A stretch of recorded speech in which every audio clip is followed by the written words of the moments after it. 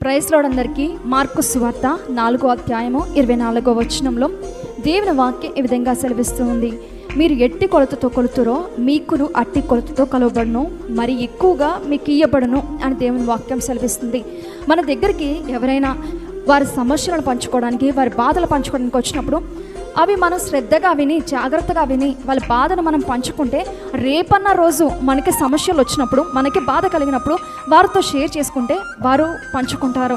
మనం ఏ కొలతతో అయితే వాళ్ళని కొలుస్తామో, ఏ కొలతతో కొలిచి వారికి ఇస్తామో, మన ప్రేమ కావచ్చు, లేకపోతే దేశం కావచ్చు, లేకపోతే పగ కావచ్చు, ఏదైనా సరే మనం ఏ కొలతతో అయితే ఇస్తామో అదే కొలతతో మనకి మళ్ళీ తిరిగి వస్తుంది, మరి ఎక్కువగా ఇవ్వబడుతుంది అని దేవుని వాక్యం సెలవిస్తుంది.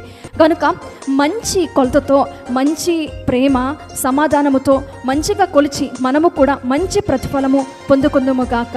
ఆమేన్.